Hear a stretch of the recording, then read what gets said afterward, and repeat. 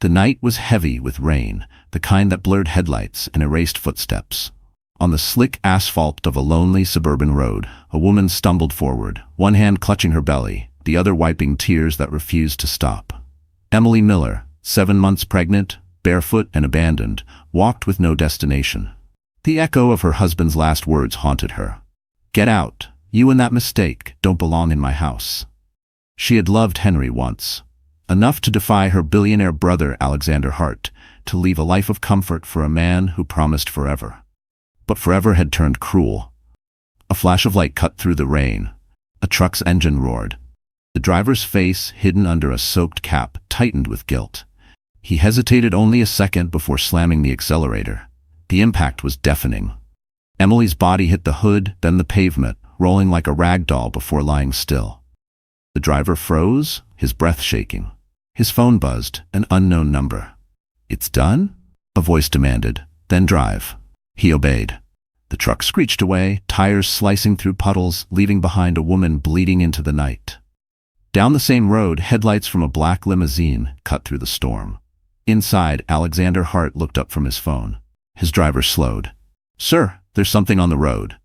When the car stopped, Alexander stepped out into the downpour. He saw the figure lying motionless, the dark hair plastered to her face, the familiar maternity dress clinging to her body. His world stopped. "Emily?" he whispered, but his voice broke halfway. He knelt beside her, hands trembling as he brushed the rain from her cheek. Her lips were blue, her pulse faint. A small trail of blood mixed with water, flowing down the road like a scar. Alexander's driver called for help, but Alexander didn't wait. He lifted her into his arms, ignoring the blood soaking his coat. "Stay with me, Em. Don't you dare leave me again," he murmured, his voice cracking between rage and despair. A faint moan escaped her lips. Her hand twitched, gripping his sleeve weakly, and then faintly she whispered something, just one word. "Truck." His eyes sharpened. Far ahead, twin red taillights faded into the distance. Rage ignited behind his grief. He turned to his driver. "Follow that truck, now!" The limousine engine roared, tires splashing water as it shot into the storm. Behind them, the empty road glistened crimson under the rain, a trail of vengeance already written. "They tried to end her life," Alexander whispered coldly, "but they just gave me a reason to destroy them all." The morning sun painted the Miller house in gold, but inside the air was cold.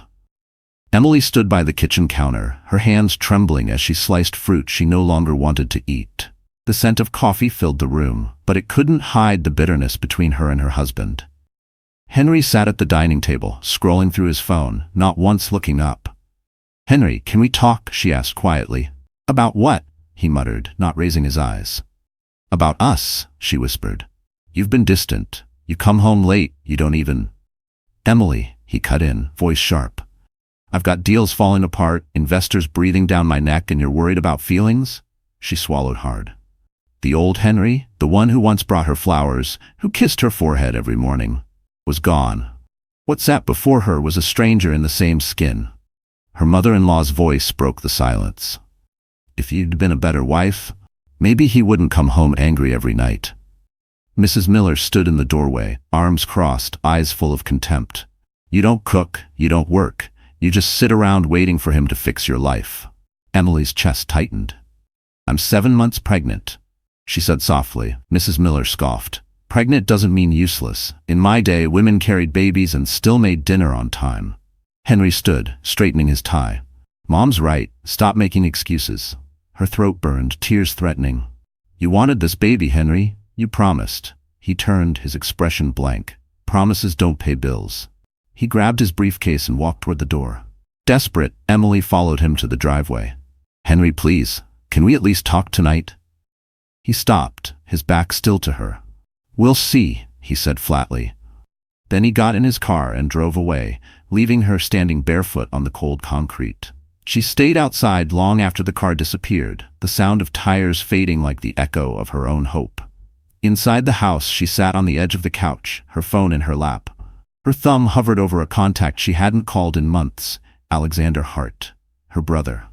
The man who had warned her this would happen. His words echoed in her head. "He doesn't love you, Emily.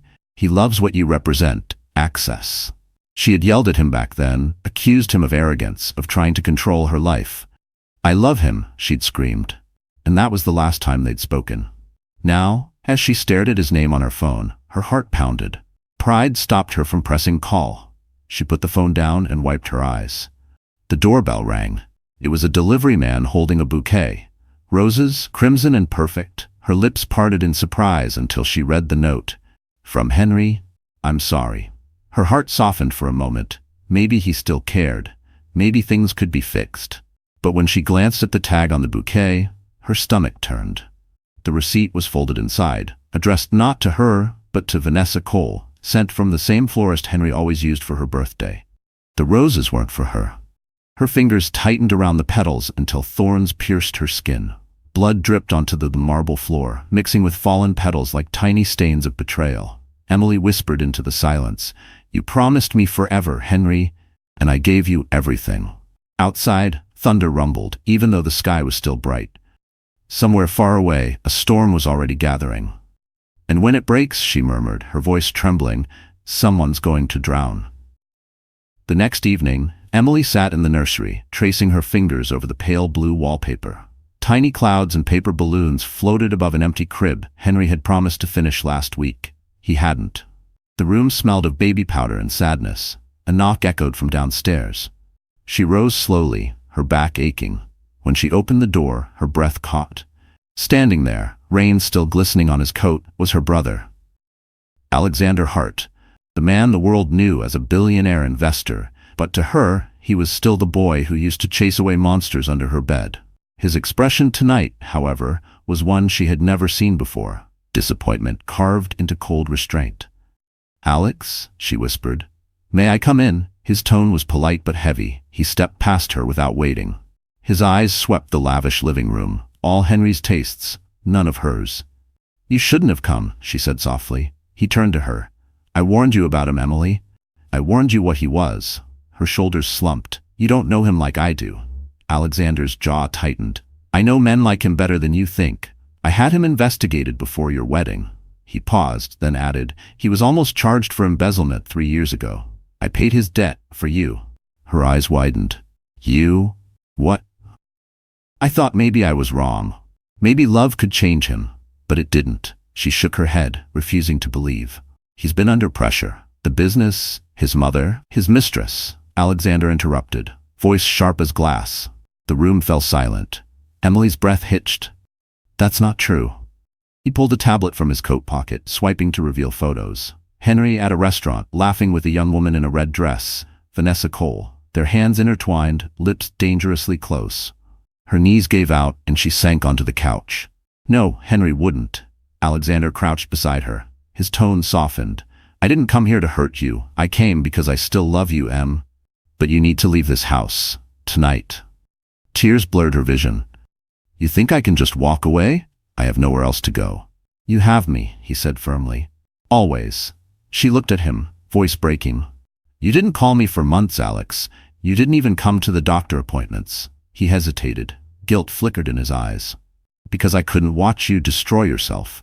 I thought you'd realize who he truly was before he broke you." Her lips trembled. "Well, it's too late now." Alexander exhaled deeply. "Then at least protect your child. I'll send my driver tomorrow. Pack what you can." He stood, but Emily caught his sleeve. "Please, don't do anything rash. He'll change. I can fix this." Alexander looked down at her, the same way he once looked at their mother's grave, with helpless sorrow. "You can't fix someone who doesn't think they're broken." He touched her cheek gently. "When the truth finally hurts enough, call me." Then he turned and walked into the rain, leaving her in silence. As the front door closed, Emily clutched her belly, whispering to the child inside, "He's wrong, baby. Daddy still loves us. He has to." But outside, through the curtain of rain, a pair of headlights flashed briefly, a black sedan idling at the corner. Someone inside was watching the house. And Alexander's voice echoed in her mind, "When the truth hurts enough, call me." 3 days passed, each one colder than the last. Emily barely slept. Henry came home only at dawn, smelling of whiskey and perfume, whispering empty apologies that dissolved into silence. She told herself things would get better. They had to, because the alternative was too painful to face. But outside the Miller home, A black sedan was parked night after night. Inside it sat a man in a dark suit, his face unreadable. He wasn't there by chance. Alexander Hart had ordered his most trusted aide, Mason, to watch over his sister, not to interfere, only to protect. At 2 a.m., Mason's phone buzzed. "Report," Alexander's voice demanded through the static. "She's still there, sir. Alone. Husband came home 2 hours ago with a woman. Same one from the photos." Alexander's hand tightened around his pen. "Keep watching. If she's in danger, you move. No hesitation." "Yes, sir." In the house, Emily lay awake, the sound of muffled laughter drifting from downstairs. She wrapped her arms around her belly, whispering to the child, "You're my reason. We'll be okay, I promise." Downstairs, Henry and Vanessa sat on the couch, a bottle of champagne between them. "You said she'd be gone by now," Vanessa said, twirling a strand of her red hair. Henry smirked. "She will be. She's fragile. It's just a matter of pushing her far enough." Vanessa leaned in, voice low. "You mean the plan?" He nodded. "A small accident. Nothing too serious. Enough to end the pregnancy. My mother already made arrangements. One of her driver friends owes her a favor." Vanessa's eyes gleamed. "And after that?" "After that," Henry said coldly, "we'll be free. I'll file for divorce and you'll be Mrs. Miller. No more secrets." They clinked glasses. Upstairs, Emily's tears soaked her pillow. She didn't know the full truth yet, but her heart sensed betrayal long before her mind could accept it. The next morning, Henry acted sweet. He brought her breakfast, even kissed her forehead. "I've been stressed, baby," he said softly. "You deserve better." Her heart ached at the sudden tenderness. "I just want us to be happy again." He smiled faintly. "We will be, I promise." He walked her to the porch, tucking a blanket over her shoulders. "Go for a little walk today. Fresh air will help." He watched as she stepped outside, then pulled out his phone. "It's done," he muttered. Across town, a man in a dusty truck checked his messages. The text read, "Intersection of Maple and 3rd, tonight, make it look accidental." He stared at the screen, frowning. The attached photo made his breath hitch. The woman's face was familiar. Years ago, when he'd been homeless near a bus station, she'd given him food and money without asking his name. "Emily." He typed back, "Are you sure about this?" The reply came instantly, "Do it, or I'll make sure you disappear instead." The driver cursed under his breath, slamming his phone shut. "God forgive me." At that same hour, Mason watched from the sedan, noting the growing unease in Emily's movements. He called Alexander again. "Sir, something's wrong. The husband's making calls, looks tense. Keep your eyes on her," Alexander ordered, his voice clipped. "If anything happens..." Static. The call cut off. Thunder rolled across the city. Mason looked up. Through the rain, he saw headlights flash once, twice. A truck idling down the street, engine rumbling low. Inside the house, Henry poured himself another drink, glancing out the window just as Emily stepped into the rain. He smiled faintly. Perfect. Far away, Alexander stared at the silent phone, dread rising in his chest. Something inside him whispered. Tonight, he was going to lose her. The city's elite gathered under chandeliers that glittered like frozen stars. It was the annual Westbridge Charity Gala, where fortunes were flaunted and sins were hidden behind champagne smiles. Henry Miller arrived looking immaculate, black tuxedo, gold cufflinks, a new watch gleaming on his wrist. But the real spotlight wasn't on him. It was on the woman beside him. Vanessa Cole, in a crimson gown that shimmered with every step, owned the room. Her beauty was deliberate, weaponized. As camera flashes danced, she leaned into Henry, whispering in his ear, "Relax. They'll eat it up. The perfect couple." He smirked, pretending not to hear. The lie felt too easy now. Across the ballroom, businessmen raised glasses, mistaking Vanessa for his wife. Henry didn't correct them. He liked the illusion. Vanessa lifted her glass, her voice dripping with charm. "To freedom," she toasted quietly, "and to getting what we deserve." Henry clinked his flute against hers, his eyes gleaming. "Soon." Meanwhile, back home, Emily sat alone in their darkened house. The clock struck 9.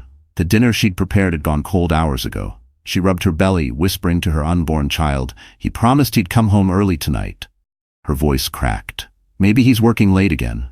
But in truth, Henry's late nights had nothing to do with work. At the gala, Vanessa rested her hand on his chest as the photographer approached. "Smile, darling," she purred. "Let them see the happy man you are." The flash went off. capturing the image that would soon ignite a scandal. Moments later, as the two slipped away to the terrace, Vanessa turned serious. "You know she won't just walk away quietly, right? Emily doesn't seem the type to disappear." Henry poured them both another drink, his jaw tightening. "Then she'll be helped to disappear." Vanessa tilted her head. "And you're sure your mother's friend can handle it?" He nodded. "He's done worse. Just a small hit, enough to make her lose the baby. Then she'll have nothing left to fight for." Vanessa smiled, slow and dangerous. "You're darker than I thought." Henry leaned in, kissing her. "You have no idea." Across the ballroom, a man in a black suit observed from a distance. Mason, Alexander's aide. He blended with the crowd, pretending to check his phone. His camera lens focused on Henry and Vanessa, catching every smirk, every touch. Within minutes, the photos were sent directly to Alexander Hart's secure inbox. In his Manhattan office, Alexander stood by the window overlooking the skyline when the alert came. One glance at the images was enough. His hand tightened around the phone until his knuckles whitened. "So this is how he repays her," he muttered. He pressed a number on his phone. "Mason, stay on them. If he makes one wrong move toward my sister, I'll bury him." "Yes, sir," came the reply. Back at the gala, Vanessa traced her manicured nail along Henry's collarbone. "After the accident, you'll have to look devastated, darling. Cry on command, maybe." Henry laughed darkly. "You think I can't fake love? I've been doing it for 2 years." Their laughter echoed as the orchestra swelled inside. But fate has a cruel sense of timing. From across the ballroom, a woman with a press badge, an independent reporter, snapped one last photo before slipping away. She knew exactly who Henry Miller was and who his real wife was. By the next morning, that single photo would leak online, igniting a storm neither Henry nor Vanessa could stop. And miles away, Emily's phone would buzz with a message that froze her heart. "Your husband's at the gala, with her." The leaked photo spread like wildfire. By morning, it was everywhere. Henry Miller, hand in hand with a woman in a red dress, smiling for the cameras at the Westbridge charity gala. The caption burned into Emily's mind. "Billionaire's protégé or secret lover." She sat on the edge of the bed, the phone trembling in her hands. Her stomach churned, the baby kicked gently as if sensing her pain. She scrolled through the endless comments, each one a knife twisting deeper. Poor wife. Typical rich man's story. At least the mistress is prettier. Emily dropped the phone, pressing her palms to her temples. The room spun. Her world, her marriage was disintegrating in real time. Downstairs, Henry slammed the front door. His voice boomed through the house. "Emily!" She flinched. He marched up the stairs, face red with fury. "You just couldn't stay quiet, could you?" Her voice shook. "What are you talking about?" "The picture," he barked. "You or your brother must have leaked it. Don't pretend to be innocent." Tears welled in her eyes. "I didn't even know you were there, Henry. You told me you were at a business meeting." He laughed coldly. "Don't turn this around on me. You've embarrassed me. You've ruined my name." "You did that yourself," she cried. "With her." His hand twitched, almost striking her, but he stopped, barely. He stepped closer, his voice low and venomous. "You're lucky I don't throw you out right now. My mother says I should have never married you." Her heart shattered at the words. "We're supposed to be a family." "Family?" he scoffed. "You were a charity case I took in." For a moment, the room went silent except for the faint hum of the air conditioner. Then Henry turned away, adjusting his tie as if nothing had happened. "I have a meeting downtown. Stay home, don't talk to anyone, and if reporters come, say nothing." When the doors slammed shut, Emily collapsed on the floor, sobbing quietly. Hours later, Henry met Vanessa in a dim parking garage. She was waiting inside his car, legs crossed, a cigarette glowing between her fingers. "You handled the wife?" she asked. He exhaled sharply. "She's done, broken. It won't be long now." Vanessa smiled, taking a drag. "Good. Then we move to phase 2. Henry frowned. "Phase 2? She reached into her purse and handed him a folded envelope. Inside was a photo of a middle-aged man with tired eyes. "This is Kyle Dempsey, my uncle's old driver. Your mother knows him. He owes a lot of money. We give him a job, an easy one." Henry's pulse quickened. "What kind of job?" "An accident," she said simply. "Something small, scare her. Enough stress and—" She drew her finger across her throat. Problem solved. He hesitated, but greed dulled his conscience. "And no one will suspect?" Vanessa grinned. "Of course not. It's just bad luck." He nodded, already convincing himself. Fine. Tell him I'll pay in cash. Meanwhile, across the city, Mason sat in his car outside a cafe, updating Alexander. She's not answering her phone, sir. The husband's been meeting someone. Vanessa Cole. I followed them to a garage. Send me the location, Alexander said coldly. I'll handle it. That night, Kyle Dempsey received a text. Tomorrow night, 10 p.m., Maple and 3rd. Make it quick. He stared at the message, palms sweating. He muttered, I owe her, but I owe them too. As thunder rolled in the distance, Kyle started the truck, his reflection trembling in the rain-slick windshield. And somewhere in the city, Alexander Hart opened his laptop and froze, because the name Kyle Dempsey had just appeared in an old file marked Security Termination, Reason, Theft. The night was colder than usual, a stillness before the storm. Emily stood by the window, staring at the rain tapping against the glass. Her reflection looked nothing like the woman she used to be, pale, exhausted, and hollow-eyed. Somewhere between love and survival, she had lost herself. The front door slammed downstairs. Heavy footsteps echoed through the house. Henry was home. She straightened her dress and wiped her tears, forcing a smile. Maybe if she was gentle, if she just tried once more, things could still be saved. Henry, she greeted softly as he entered, his tie loosened, eyes glassy from alcohol. He didn't respond. Instead, he threw his jacket onto the floor and poured himself a drink. You've been talking to your brother again, haven't you? Her heart skipped. No, Don't lie to me, he roared. He's been sniffing around. My contacts in the city told me someone's been asking about me, about my finances. I didn't know anything. She whispered. Please, Henry, I haven't seen Alex in months. Henry laughed bitterly. You think I'm stupid? You think I don't know he's been spying on us? He's just worried about me, she said, voice trembling. Worried? Henry sneered. You mean controlling? He's been trying to ruin us since the wedding. He stepped closer, his breath sharp with whiskey. Maybe that's what you want. Run back to your rich brother and live off his money again. Emily took a step back, instinctively shielding her belly. Henry, stop. You're scaring me. Good, he said flatly, because maybe fear will finally make you listen. Something inside her broke. All the humiliation, the loneliness, the silent nights, everything boiled over.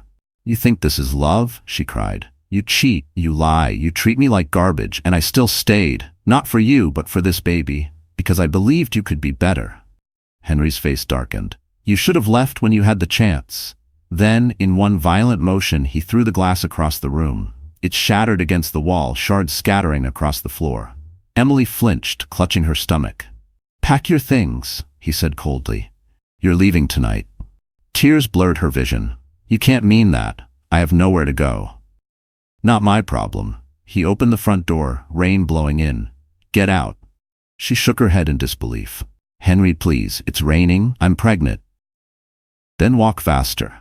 The words cut deeper than any slap could. She stood frozen until his mother appeared at the top of the stairs, arms folded, eyes filled with cruel satisfaction. He said, Get out. Don't make a scene, girl. Emily's throat tightened. Her legs trembled as she moved toward the door. She grabbed her small purse from the counter, her wedding ring glinting faintly under the hall light. For a moment, she looked back, hoping, praying he would stop her. But Henry turned away, pouring another drink. She stepped into the storm, the wind howling against her face. The cold hit her instantly, soaking her thin dress. Her shoes slipped on the wet pavement, but she kept walking, one hand on her belly. Behind her, the door slammed shut. The sound echoed like a final verdict. Inside, Henry stood by the window, watching her disappear into the rain. His mother whispered, It's done. He nodded. Good. She won't make it past Maple Street. Outside, thunder rolled across the sky as Emily stumbled through the darkness, unaware of the pair of headlights slowly appearing behind her. Growing closer, brighter, faster. And from across the city, Alexander's phone buzzed with a warning from Mason. She's on the street alone. Something's happening. The rain fell harder now, each drop slicing through the cold night air like glass. Emily's breath came in short, uneven gasps as she walked down Maple Street, one arm cradling her belly, the other holding her purse against the wind. Her shoes slipped on the soaked pavement, but she didn't stop. Behind her, thunder cracked like a warning she couldn't hear. The road was nearly empty. Streetlights flickered, painting the world in a dim, trembling glow. Somewhere in the distance, a car engine rumbled. Emily turned her head, but the sound was swallowed by rain. She pressed on, whispering softly to her unborn child. "It's okay, sweetheart. Mommy's okay. We'll be safe soon." But safety was the last thing waiting for her. A few blocks away, Kyle Dempsey sat in the driver's seat of an old gray pickup truck, his hands shaking on the wheel. Rain streaked across the windshield as he stared at the text on his cracked phone screen. "Now, she's on Maple. Don't mess this up." He'd done a lot of bad things in his life. Theft, loan sharking, even a bar fight that left a man hospitalized. But this was different. He muttered a prayer under his breath. "Please God, forgive me." Then, through the blurry glass, he saw her. A lone figure, moving slowly, clutching her stomach. The same woman who once gave him money for food when he was living in a shelter. Emily. His throat tightened. Oh no, not her. His phone buzzed again. "Do it, or you're next." He closed his eyes, his foot trembling over the gas pedal. Emily crossed the intersection, the sound of her heartbeat pounding in her ears. Suddenly, from behind, bright headlights exploded through the darkness. Her body froze, instincts screaming too late. The truck roared forward. The impact was brutal, a sickening thud that shattered the night. Her body hit the hood, her purse flying into the street. She landed hard, rolling onto the cold asphalt. Pain radiated through her body like fire. Her vision blurred, the world tilted. She tried to move, but her limbs wouldn't obey. Kyle slammed the brakes, breathing hard. The truck skidded to a halt. For a moment, he stared at her motionless body through the rain. "Jesus Christ," he whispered, tears mixing with the storm. He reached for the door handle, ready to help her, but his phone buzzed again. A voice message played, sharp and familiar. "Don't stop, keep driving." Fear paralyzed him. He looked one last time at Emily, the woman who didn't deserve this, then shifted the truck into gear. Tires screamed as the vehicle tore down the road, splashing through puddles, vanishing into the night. Emily lay still, the rain pooling around her, washing away the blood seeping from a gash on her forehead. Her breathing came in shallow bursts. Somewhere, faintly, she heard her phone ringing from where it had fallen. The screen flashing Alexander Hart. But she couldn't reach it. Her hand twitched once before falling limp. At that same moment, miles away, Alexander was pacing in his penthouse office when the call disconnected. His gut twisted. "Something's wrong," he muttered. Mason's voice came through the radio. "Sir, I lost sight of her, and there's a truck speeding down Maple." Alexander's blood ran cold. "Get the car," he barked. "Now." Within minutes, his black limousine cut through the city like a shadow, slicing through red lights and flooded streets. The driver squinted through the rain. "Sir, up ahead." Alexander saw it before the driver finished, a body lying motionless in the road. His heart stopped. He threw the door open before the car even stopped moving. Rain drenched him instantly, but he didn't care. As he ran toward her, her name tore from his throat like a prayer. "Emily." He dropped to his knees beside her, his hands trembling as he felt for a pulse. Faint, but there. Barely. "Call emergency services," he ordered, voice breaking. "Now." The driver nodded, dialing frantically. Alexander cradled Emily in his arms, her blood staining his coat. "Hold on, Em, please, just hold on." But as the sirens wailed in the distance, Alexander lifted his head, and through the curtain of rain, he saw the red taillights of the fleeing truck disappearing around the corner. And at that exact moment, the promise of vengeance was born. The sirens wailed somewhere in the distance, but Alexander didn't wait. He gently laid Emily in the back seat of his limousine, his blood-stained hands shaking as he fastened her seatbelt. Her breathing was faint, uneven, every exhale weaker than the last. "Drive!" he shouted. "Follow the truck."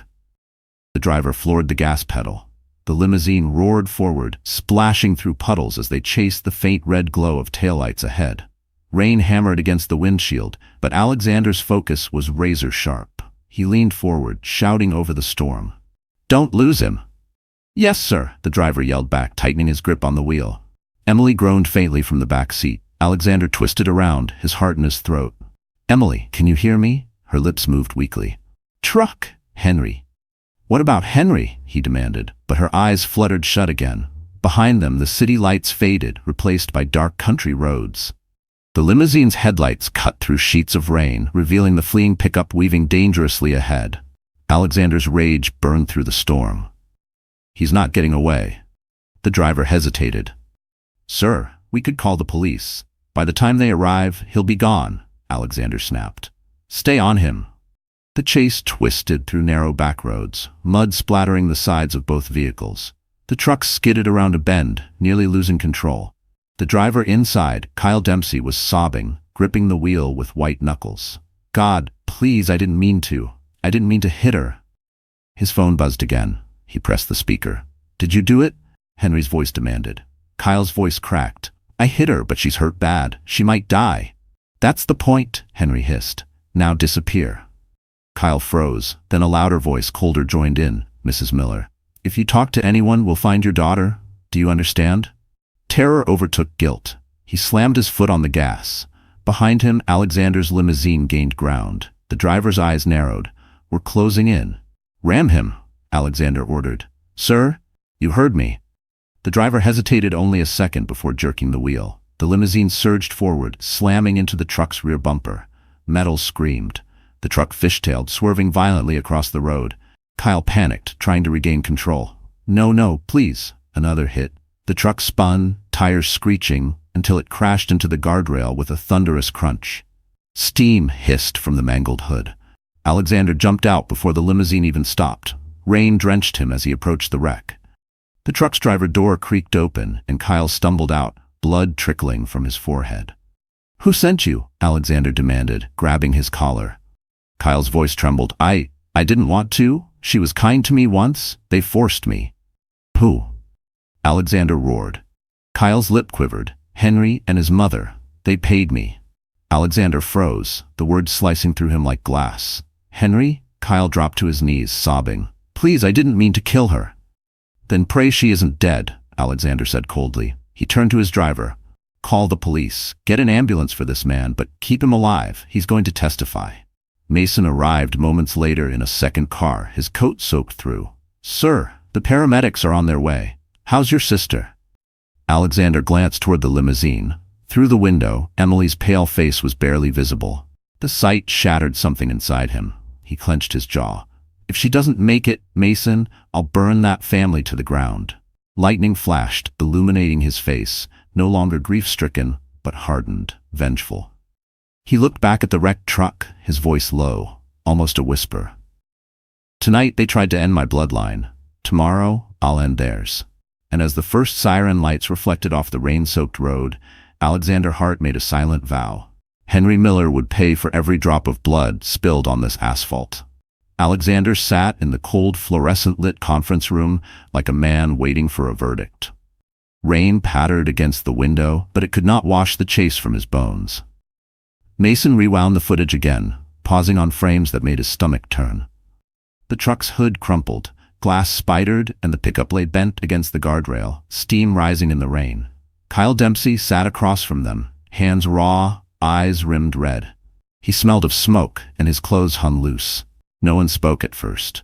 Alexander watched him quietly, measuring a man who had been pushed into something monstrous.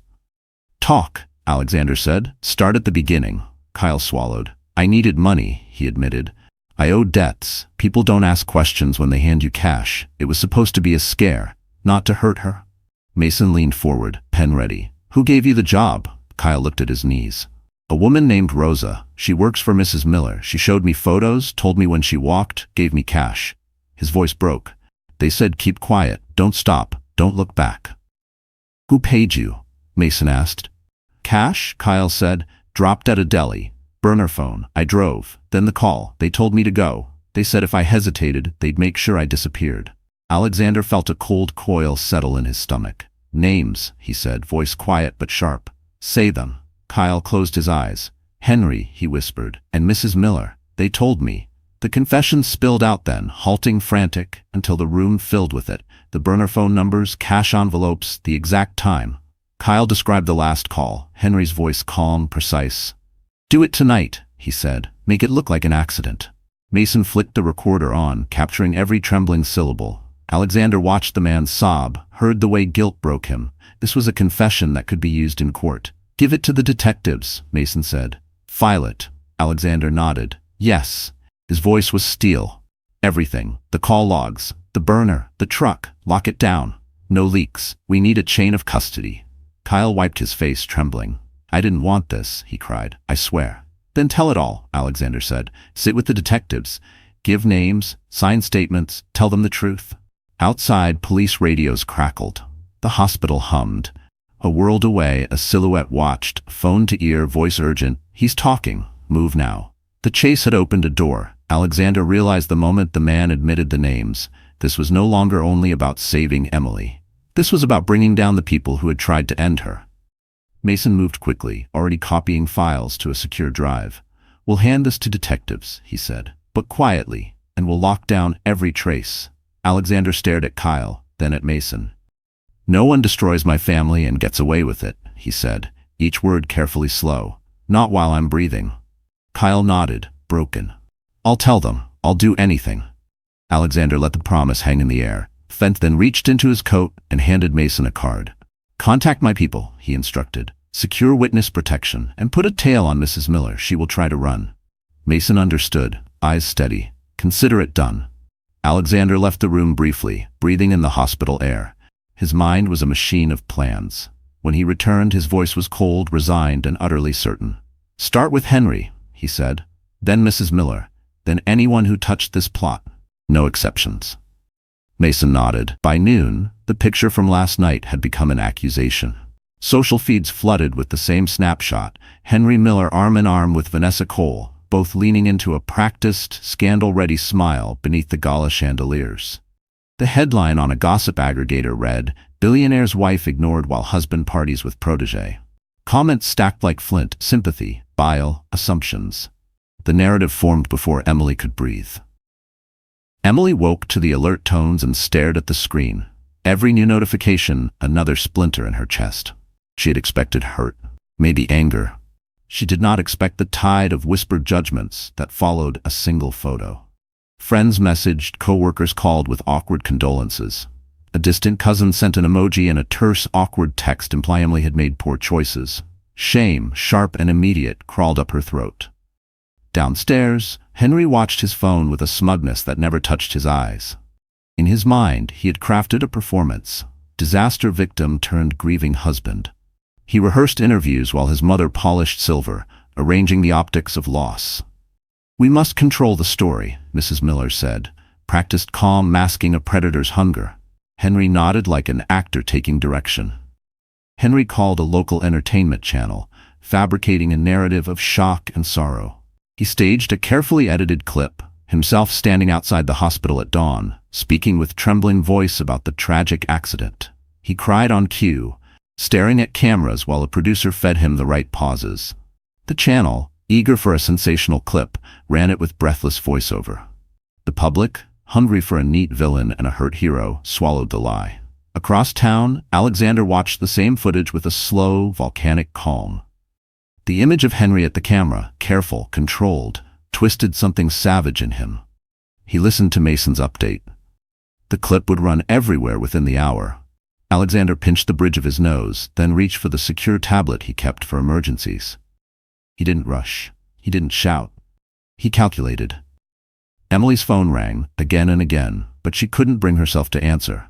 Her head felt as if wrapped in cotton. In the hospital bed, she replayed the night in fragmented vision. The truck, the rain, the pressure in her abdomen like an animal. Nurses moved with quiet precision. Machines beeped life into the sterile room. She wanted to hold on to something steady. Instead, she felt unmoored by rumor and image. Mason walked into Alexander's office with a file in his hand and eyes that said the city was already a battlefield. They're running the man as victim angle, he said. We need to counter, sir. Alexander's jaw tightened. Do it, he said, but do it clean. He fed the reporter an encrypted link. Inside, uncropped photos, timestamps, a satellite still that showed the street camera angle and Henry's car leaving the house the moment Emily stepped outside. He included the message thread Mason had intercepted between Mrs. Miller and a burner number, and the audio clip from Kyle's frightened confession, raw, unedited, shaking with a man's remorse. The reporter hesitated, then bit. The news channel that had aired Henry's staged sorrow had bigger obligations when confronted with primary evidence. Within hours, their morning feed replaced his trembling interview with the original footage Alexander supplied. The headline flipped. New footage shows husband leaving home before wife was struck. The internet convulsed. Did he know? Everyone asked. 1,000 comment threads dissected Henry. Liar, monster, coward. Vanessa's PR machine sputtered under the glare. Mrs. Miller's socialite friends began distancing themselves like fish fleeing poisoned water. On a sterile hospital monitor, Emily's pulse steadied. She squinted at the television across the room, where the new footage looped in sad, relentless proof. Her fingers found Alexander's hand on the blanket and held it like a lifeline.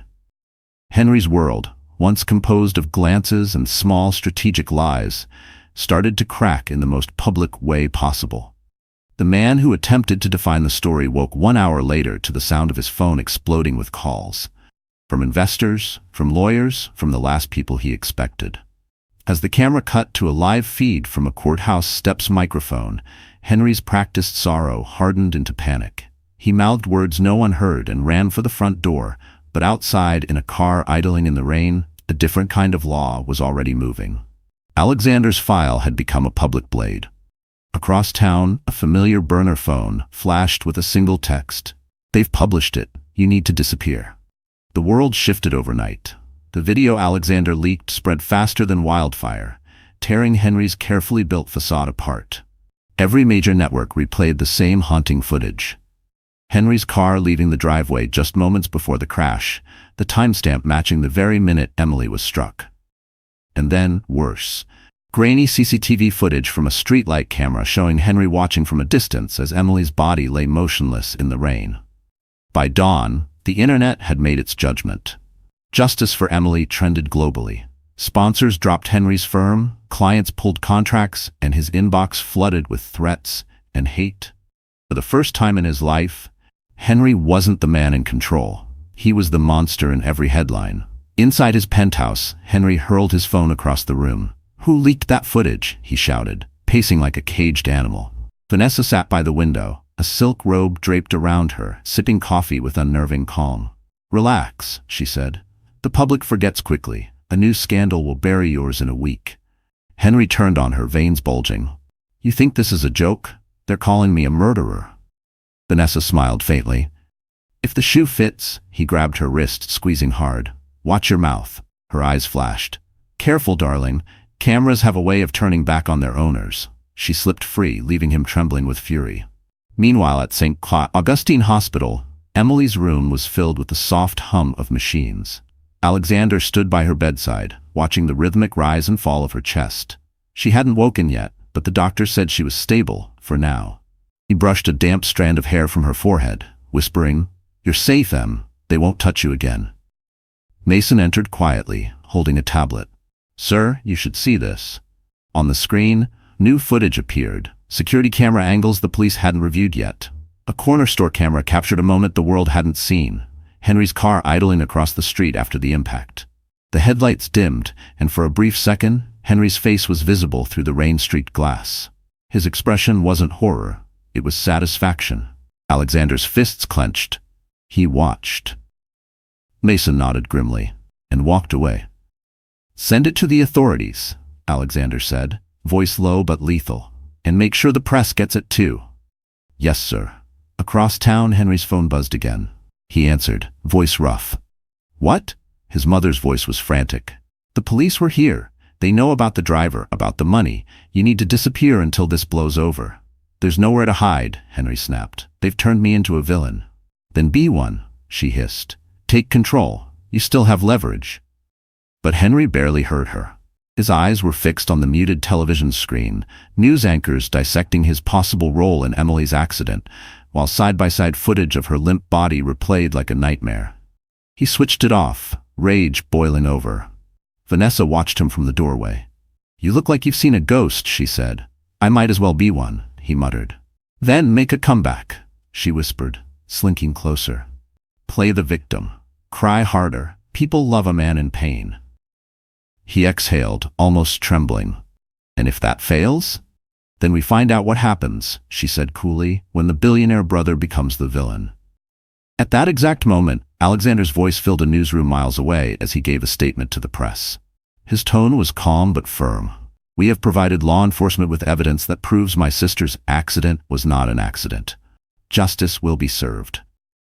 Cameras flashed, journalists shouted questions, but Alexander had said enough.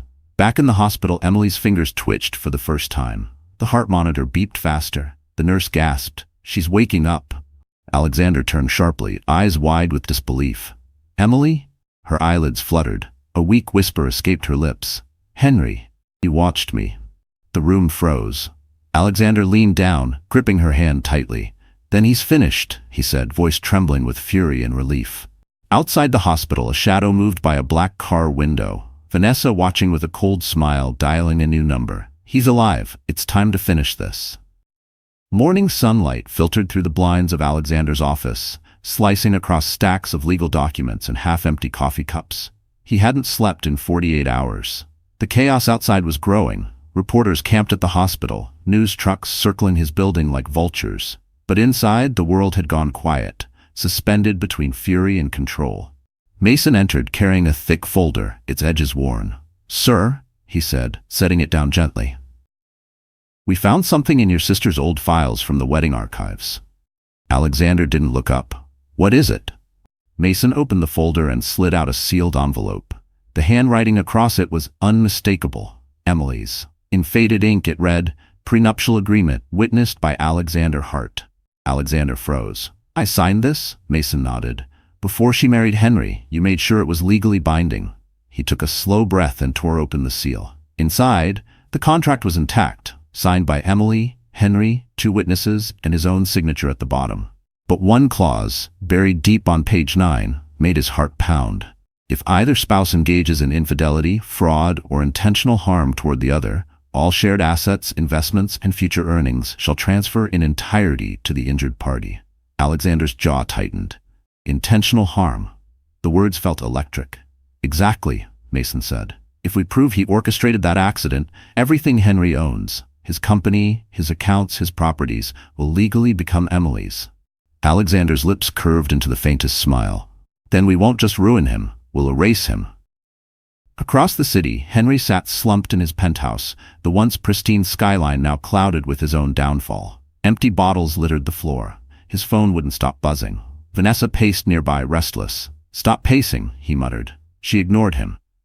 "They're saying your assets are frozen." The bank called again. "If this goes to court, you'll lose everything." Henry rubbed his face. "I'll fix it. I just need time." "Time?" she snapped. "You're out of time, Henry. The police have a confession, your name's on half the money trail, and the press knows everything."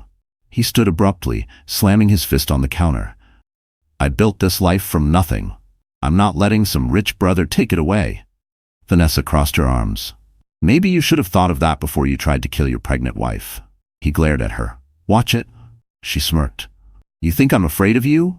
I know exactly what you've done, and if you go down, I'm not going alone." He grabbed her arm. "You wouldn't dare." "Wouldn't I?" she hissed. Before he could respond, his phone buzzed. Unknown number. He answered. "Mr. Miller," a voice said smoothly, "this is Richard Vale, counsel for the Hart family. We've reviewed the prenuptial agreement you signed before your wedding. You're aware of Clause 9? Henry's face went pale. "What are you talking about?" "The clause that transfers your assets in the event of intentional harm." "What? No, that's ridiculous. It wasn't meant. It was signed, witnessed, enforceable. The board of your company has already been notified." Henry's voice cracked. "You can't do this." Alexander's voice came on the line, calm but cutting. "I already did." The phone slipped from Henry's hand, crashing to the floor. Vanessa's smirk faded. "What did he say?" Henry stared at her blankly. "Everything's gone." Back at the hospital, Alexander folded the contract neatly, sliding it into his coat pocket. Emily slept peacefully beside the window, a pale glow softening her face.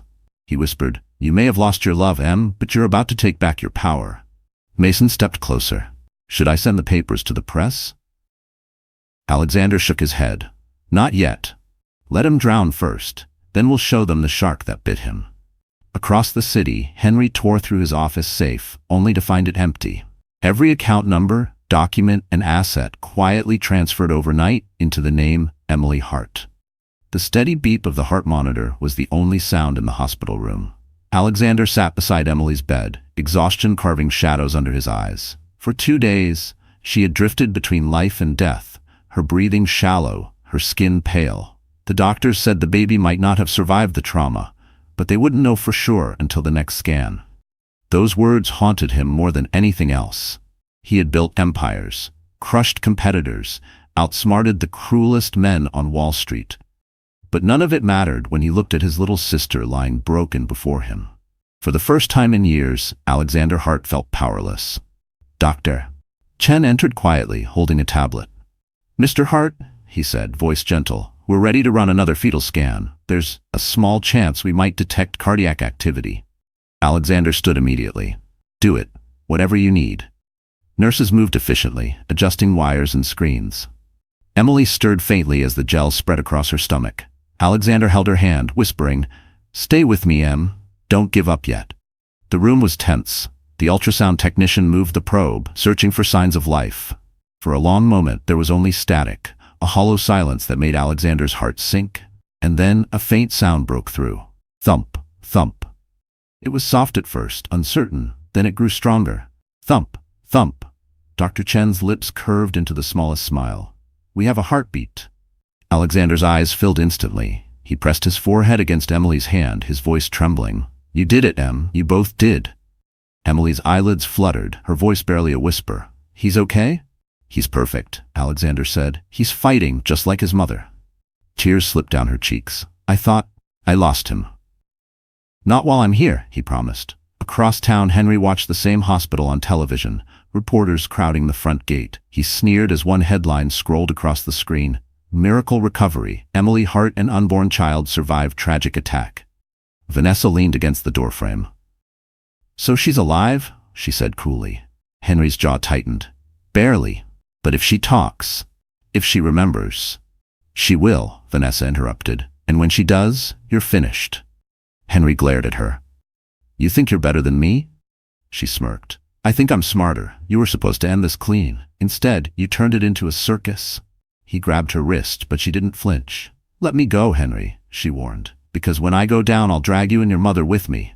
He released her, breathing hard. "Get out." She smiled faintly. "Gladly." At the hospital, Alexander met with Dr. Chen again. The doctor's tone turned cautious. "Mr. Hart, while the baby's heartbeat is strong, the pregnancy is now extremely high risk. Any stress, any trauma. She'll have peace," Alexander said firmly. "I'll make sure of it." Dr. Chen nodded and left. When the door closed, Alexander turned to Mason, who stood quietly in the corner. "File for full legal protection," he ordered. "Restraining orders against Henry and his mother. No one gets near her without clearance." Mason hesitated. "And if they try anyway?" Alexander's gaze hardened. "Then they'll regret being born." That night, as rain began to fall again outside the hospital, Alexander stood by the nursery window, listening to the rhythmic beeping from Emily's room. The sound of the baby's heartbeat echoed faintly in his ears, like a promise, fragile yet defiant. He whispered to the darkness, "You tried to kill them, Henry, but all you did was give them a reason to live." And for the first time since that night, Alexander allowed himself to smile, because the heartbeat they thought they'd silenced had just declared war. Morning light broke through the hospital blinds, but Alexander had been awake long before dawn. The rhythmic hum of machines in Emily's room was the only thing keeping his fury in check. He had learned to weaponize patience in business, but this was personal, and patience had its limits. Mason entered, his expression grim. "Sir, we have a problem," he said, handing over a thin brown envelope. Alexander opened it. Inside were photos, grainy, zoomed-in shots of Vanessa Cole entering the city's central police station. Her face was pale, her eyes red-rimmed, but her posture steady. "She's turning herself in?" Alexander asked quietly. "Not exactly," Mason replied. "She's cooperating. She's ready to talk, in exchange for immunity." For the first time in days, Alexander's pulse quickened. "Get me everything she says." Hours later, Mason returned with the transcript of Vanessa's interrogation. The first few lines made Alexander's jaw tighten. It wasn't just Henry. His mother was behind it too. The driver, Kyle, was hired through her contacts. Henry didn't have the courage to make the call himself. He only wanted one thing: for Emily to lose the baby so he could marry me and inherit his mother's estate without interference. Alexander's fingers clenched around the pages. He was going to kill his own child, he muttered. Not just kill, Mason said. Vanessa claims Mrs. Miller planned to stage the entire thing as a random accident. They even paid a local officer to lose the initial report. Alexander paced the room, fury pulsing behind his calm voice. Then we'll make sure that same officer testifies first. In another part of the city, Henry's world was collapsing. He sat in his mother's mansion surrounded by lawyers who refused to meet his eye. This is absurd, Mrs. Miller snapped. They can't prove anything. One lawyer cleared his throat. Ma'am, with the driver's confession and Miss Cole's cooperation, they can, and they will. Mrs. Miller slammed her cane on the floor. That ungrateful girl, I gave her everything. Henry rose abruptly. You gave her money, Mother, not loyalty, and now we're paying for it. You think this is my fault, she barked. You were the one who couldn't even finish the job properly. Henry's face went pale. Finish the job? Her eyes widened, realizing what she'd said. Before he could respond, the front door burst open. Detectives flooded the foyer, their voices sharp. Henry Miller and Rosalind Miller, you're under arrest for conspiracy to commit murder. Mrs. Miller gasped. This is outrageous. But Henry didn't fight. He just stared blankly as they read him his rights, his mind already drifting to the hospital room where Emily still lived, alive, breathing, protected. At St. Augustine, Alexander received the call. They've been taken into custody, Mason confirmed. Alexander closed his eyes, exhaling slowly. Good. Send the footage to the press. Let the world see the faces behind the lies. In the hospital room, Emily stirred as Alexander entered. She looked weaker but peaceful, her hand resting protectively on her belly. It's over, isn't it? She asked softly. Almost, Alexander said, sitting beside her. They'll face trial soon. Tears welled in her eyes. I never wanted any of this. I just wanted a family. He took her hand gently. You still have one. Me and him. He nodded toward her belly. That's all you need now. Outside the window, sirens wailed as police cars sped toward the courthouse, cameras flashing. The Miller name, once gilded by wealth and deceit, was now etched into headlines as a symbol of betrayal.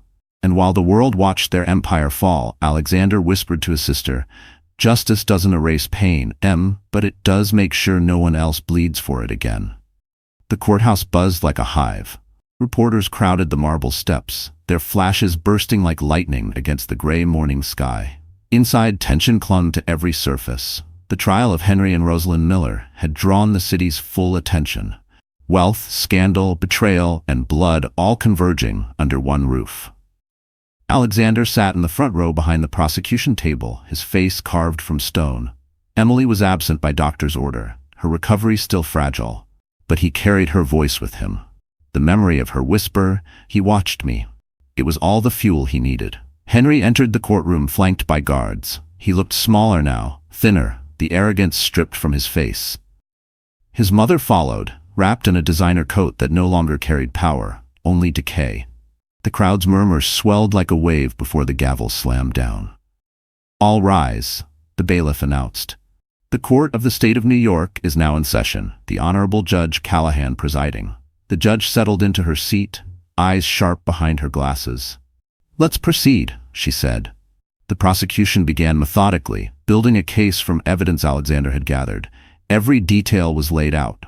The burner phones, the payments, the confession of Kyle Dempsey, and the testimony of Vanessa Cole, now under protection.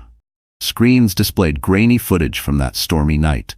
Emily walking alone, the truck appearing, the impact, and the car that watched from a distance. Each frame landed like a hammer blow. Henry flinched, his knuckles white on the defense table. Rosalind stared ahead, unblinking. The prosecutor turned toward the jury. This was not an accident. This was greed. This was control. And when Emily Miller refused to stay quiet, they decided she didn't deserve to live. The courtroom was silent, except for the echo of the words. Henry's lawyer rose, sweating under the weight of the evidence. Your Honor, he began. This was a misunderstanding, a tragic mistake, not a conspiracy. My client. Your client paid a man to run over his pregnant wife, the prosecutor cut in, and then stood by while she bled. A murmur rippled through the gallery. The judge raised a hand. Order in the court. But Alexander could feel the tide turning. Mason leaned toward him and whispered, The jury's already with us. Hours passed, witnesses testified, each one driving the knife deeper. Kyle, pale and trembling, recounted his orders. They said to scare her, but it went wrong. I tried to stop. I tried. Vanessa followed, her voice steady. Henry told me himself. He said if she was gone, we could finally live free. When she stepped down, Henry's composure shattered. He slammed his hand on the table, shouting, "She's lying." The judge's gavel cracked like thunder. "Mr. Miller, control yourself." But it was too late. The jury had seen it, the flash of anger, the guilt, the truth. Finally, the judge called for closing statements. The prosecutor turned to the jury one last time. Emily Miller survived. Her child survived. That heartbeat is proof that evil doesn't win when courage refuses to die. Today, justice demands you listen to that heartbeat. The jury disappeared for deliberation. 38 tense minutes later, they returned. The foreman stood, paper trembling in his hand. We find the defendants guilty on all counts. A roar of whispers filled the courtroom. Rosalind collapsed into her chair, sobbing. Henry stood frozen, his lips trembling, his world dissolving before his eyes. The judge's voice cut through the noise. Henry and Rosalind Miller, you are hereby sentenced to life imprisonment without parole. Alexander rose slowly, every muscle taut with restrained emotion. For the first time, he allowed himself to breathe. Outside, cameras flashed as officers led the Millers away in handcuffs. The crowd shouted questions, but Henry kept his head down, his eyes hollow. And from across the city, Emily watched the verdict live from her hospital bed. Her hand resting on her belly, tears falling as she whispered, "It's over, we're finally free." 2 months passed. The world had moved on to newer scandals, but for Emily Hart, every day still felt like waking from a storm. The bruises on her skin had faded, yet the ones on her heart lingered. The hospital had released her into Alexander's care, and now she lived in his penthouse overlooking Central Park. A fortress of glass and silence. The nursery next to her room was ready. Soft blue walls, a white crib, shelves filled with plush toys Alexander had personally ordered. He'd spared no expense, but Emily rarely stepped inside. The room still felt like a dream she wasn't sure she deserved. This morning she stood by the window, watching the world below move as if nothing had happened. Her hands rested on her belly, which had grown noticeably larger. The baby kicked, a small but powerful reminder that life refused to surrender. She smiled faintly through tears. Alexander entered quietly, holding 2 mugs of tea. "You're awake early," he said. "Couldn't sleep?" she replied. "The news keeps playing that footage of them being taken away. I wish they'd stop." He set the tea on the table and joined her by the window. "They will. Soon enough. No one will remember their names." "But I will," she said softly. "I can still see his face when he told me to leave that night. I can still feel the rain and the headlights." Alexander looked at her with a mix of pride and sorrow. "You survived something no one should ever have to. That doesn't make you weak, Em. It makes you unstoppable." She turned to him. "Do you ever wonder if forgiveness is possible?" He hesitated. "Forgiveness is a luxury. Justice is a necessity." Her eyes searched his. "Then which one brings peace?" He didn't answer. Later that afternoon, Mason arrived with updates. "Sir, the Miller assets have been fully transferred. The estate, the business shares, everything now belongs to Miss Hart. The court approved the inheritance this morning." Emily blinked in disbelief. "Everything?" Mason nodded. "Everything." Alexander smiled faintly. "The universe has a strange sense of irony. The man who tried to destroy you just gave you his entire fortune." She shook her head. "I don't want his money, Alex. I just want a life that doesn't hurt anymore." He placed a hand on her shoulder. "Then use it for that. Start something new, something his shadow can't touch." That evening, as dusk fell, Emily sat in the nursery for the first time in weeks.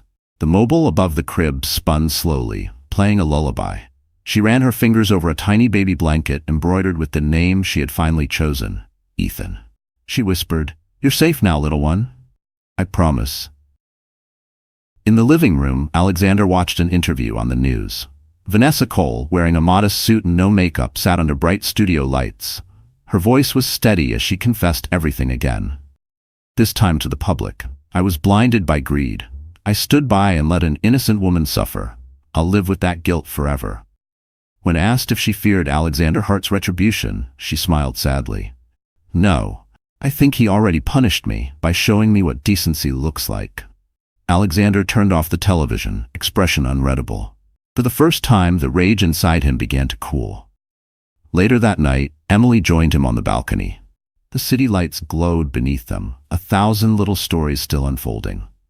"Do you think people change?" she asked. He nodded slowly. "If they want to." She took a deep breath, feeling the baby move again. "Then maybe I'll try to forgive, not for them but for me." He smiled softly. "That's my sister." They stood there in silence, side by side, watching the city breathe. The wind carried away the ghosts of that night, leaving only the quiet sound of life returning.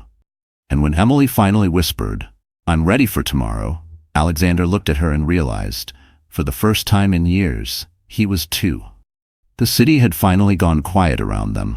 News outlets moved on to fresher scandals, and the Millers' downfall became just another cautionary tale. For Emily, life had slowed to something almost peaceful. The air in Alexander's penthouse no longer smelled of antiseptic or fear.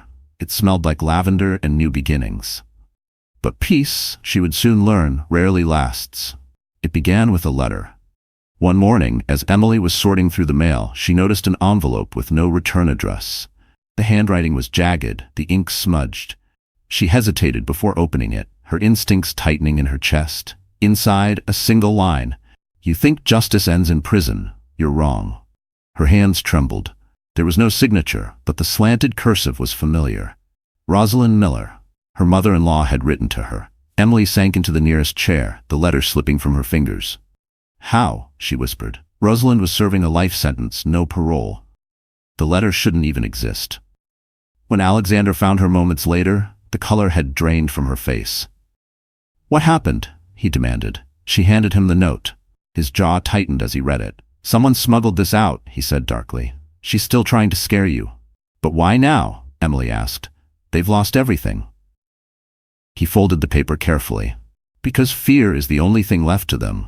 But don't worry, I'll handle this." That night, Mason dug into prison communications. He returned the next morning with grim news.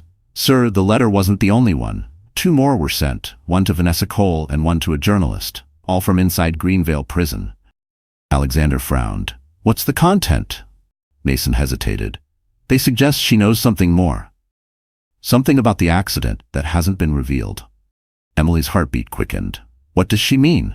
Mason read from his notes. She wrote, "The driver wasn't meant to stop her heart, only the baby's."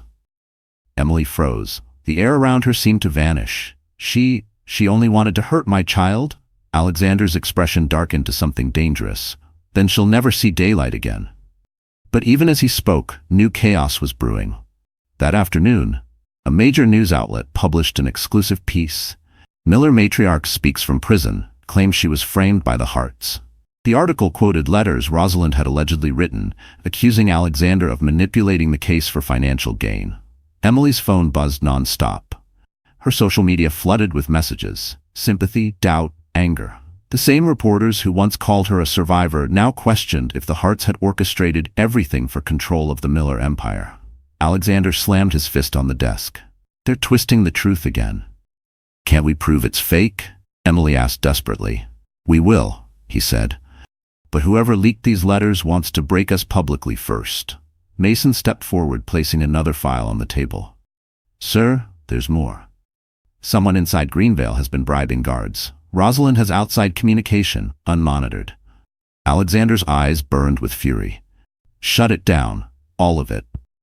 Meanwhile, across the city, Rosalind sat in a gray prison cell, sunlight cutting across her lined face. A smirk touched her lips as she whispered to the small radio hidden beneath her bunk. "Tell Henry the message was received." Static crackled, then a male voice responded, low and cold. "He's ready." That night, as thunder rolled over Manhattan, Alexander stood by Emily's door, watching her sleep peacefully for the first time in weeks. He whispered, "No one will touch you again, Em. Not while I'm alive." But outside, in the rain-soaked alley across from the penthouse, a man in a black hood lifted his phone and snapped a photo of the window light glowing softly behind the curtains. And in the reflection of the glass, 2 figures could be seen, mother and son, united again by vengeance. The rain had not stopped for 3 days. Manhattan's skyline looked bruised beneath a curtain of thunderclouds, and with every rumble, Alexander's instincts screamed that something was coming. He wasn't wrong. Inside the penthouse, security had doubled. Mason's men monitored every camera feed, every street angle, yet unease lingered in the air like static before lightning. Emily sat on the couch, one hand resting on her round belly, her other tracing the rim of her teacup.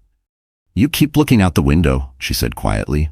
"You think they'll come for us, don't you?" Alexander turned from the glass, his jaw set.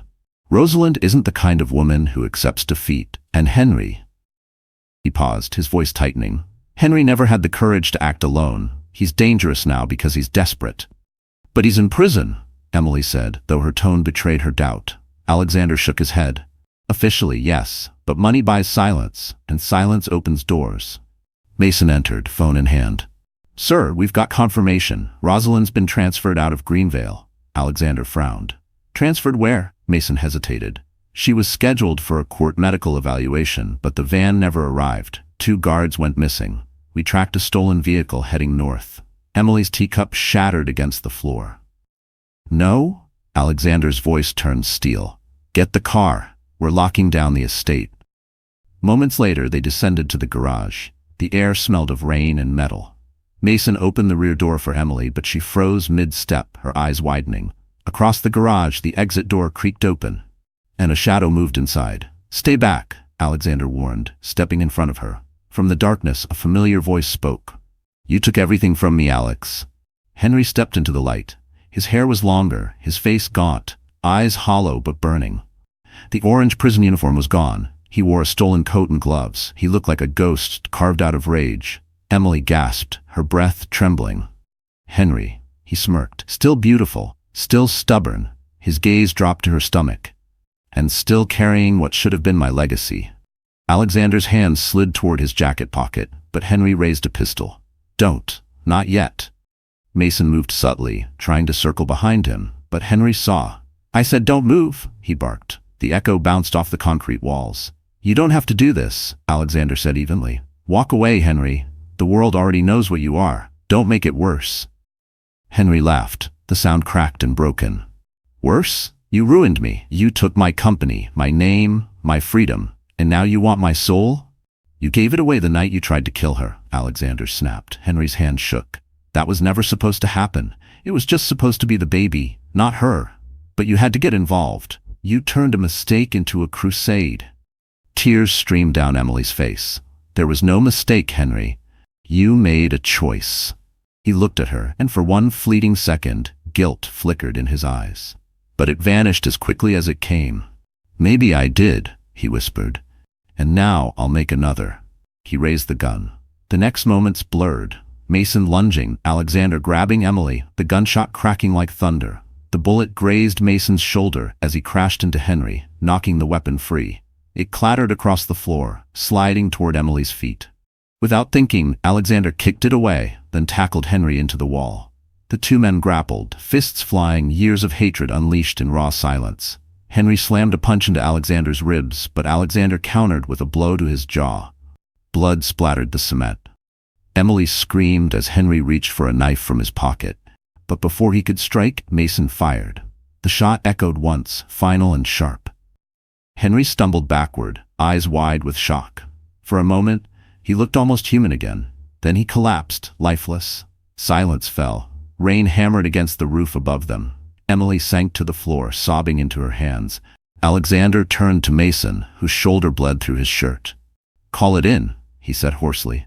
Mason nodded, voice tight. "It's over, sir?" Alexander looked down at Henry's body, his chest heaving. "No," he whispered. "It's only over when she's safe." Outside, lightning split the sky open, and in that white flash, Alexander caught his reflection in the window. Not a billionaire, not a hero, but a man who had finally become the storm he'd been fighting. Morning came slowly after the longest night of their lives. The rain had finally stopped, leaving the streets washed clean and glimmering beneath the sunrise. The police cars were gone now, the yellow tape removed, but the echoes of gunfire still lived in the air of Alexander's underground garage. Henry Miller was dead. Rosalind Miller, recaptured at dawn, was being transported back to maximum security under heavy guard. And yet, for Alexander and Emily, peace did not come easily, because peace never does after war. In the quiet of the penthouse, Emily sat by the window wrapped in a blanket, her hands resting on her belly. She could feel the baby moving again, strong, defiant, alive. The doctor had said the stress could have induced labor, but somehow, against all odds, her body had held on. Life had chosen to fight. Alexander entered the room, his shirt still unbuttoned from the night before, exhaustion etched deep into his face. "You should be resting," he said softly. "I can't sleep," she admitted. "Every time I close my eyes, I see him." He crossed the room and knelt beside her, taking her hands gently. "He's gone, Em. He can't hurt you anymore." She nodded, but tears filled her eyes. "It doesn't feel real. I wanted justice, not this." "There's a difference," Alexander said quietly, "between wanting justice and being forced to witness it." Silence settled between them. The city below was waking, taxis honking, the hum of life returning. Yet in that penthouse time felt suspended, caught between grief and rebirth. Later that afternoon, Mason arrived with updates. His arm was bandaged, but his spirit unbroken. "It's done," he said simply. "The case is officially closed. The district attorney ruled it self-defense. You won't be charged." Alexander nodded. "And the press? They're calling you the hero who saved his sister's life," Mason replied. "But there's something else." He handed over a small envelope. Inside was a letter with the prison seal, Rosalind Miller. Alexander unfolded it, expecting venom, but what he read instead chilled him. "You took my son. But remember this, vengeance doesn't end with the dead. It ends when the living choose to forget." He exhaled slowly, then tore the letter in half. "She'll never have that power again." As evening fell, Emily asked to visit the cemetery. The doctors protested, but she insisted. Under the gray sky, she stood before a small grave marked simply, "Henry Miller, 1988 to 2025. There were no flowers, no mourners, no love, only rain-soaked soil and silence. She stared for a long time, the wind tugging gently at her coat. "I forgive you," she whispered, "not because you deserve it, but because I deserve peace." When she turned away, Alexander was waiting by the car. "Are you sure you're ready for this?" he asked. She smiled faintly. "I'm not sure I'll ever be ready, but I'm still standing, and that has to count for something." That night, back at the penthouse, Emily went into labor. The storm outside roared once more, as if nature itself wanted to witness the moment. Alexander stayed by her side the entire time, holding her hand through every cry, every tear.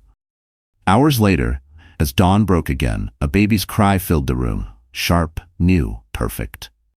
Emily looked down at her son, his tiny fingers curling around hers.